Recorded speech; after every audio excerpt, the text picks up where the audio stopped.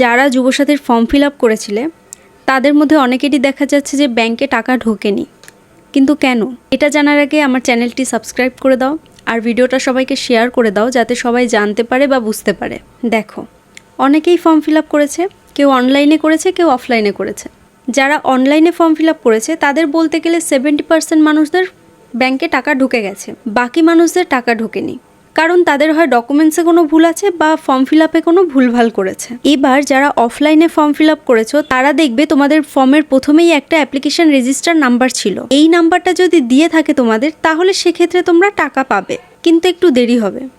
কারণ ফর্মটা অফিসে পৌঁছাবে, তারপর সেটাকে কম্পিউটারে তুলবে, একটা লং প্রসিডিংয়ের ব্যাপার। এর জন্য অফলাইনে যারা ফর্ম ফিল আপ করেছো তাদের টাকা ঢুকতে একটু দেরি হবে। এবার যদি এরকম কেউ বলে থাকে যে হ্যাঁ আমি তো অফলাইনে ফর্ম ফিল আপ করেছি, আমার তো টাকা ঢুকে গেছে, তো কংগ্রাচুলেশনস, কারণ তোমার ফর্মে যে প্রসিডিওর ছিল সমস্ত কিছু কমপ্লিট হয়ে গেছে।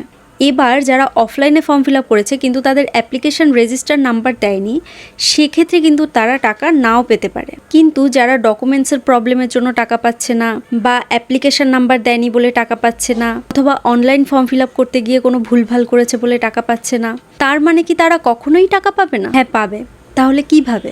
যখন দুয়ারে সরকার ক্যাম্প বসবে তখন তোমরা সেই ক্যাম্পে গিয়ে আবার ফর্ম ফিল আপ করতে পারো। এবার যাদের ডকুমেন্টসের গণ্ডগোলের জন্য টাকা পায়নি তারা আগে কাগজপত্র সংশোধন করবে, তারপর দুয়ারে সরকার ক্যাম্পে গিয়ে ফর্ম ফিল আপ করবে। বুঝতে পারছি একটু লম্বা প্রসিডিংয়ের ব্যাপার হয়ে যাচ্ছে, কিন্তু কোনো চিন্তা নেই, তোমরা সবাই টাকা পাবে। মানে যাদের ফর্ম ফিল আপের কোনো গণ্ডগোল থাকবে না, ডকুমেন্টস সমস্ত কিছু ঠিক থাকবে, তারা সবাই টাকা পাবে। এবার আসি, এই যে তোমরা ফর্ম ফিল আপ করেছো সেটার স্ট্যাটাস কিভাবে দেখবে? তো চলো তোমাদের দেখাই। সবার প্রথমে ক্রোমে যাবে, তারপর apas.wb.gov লিখে সার্চ করবে।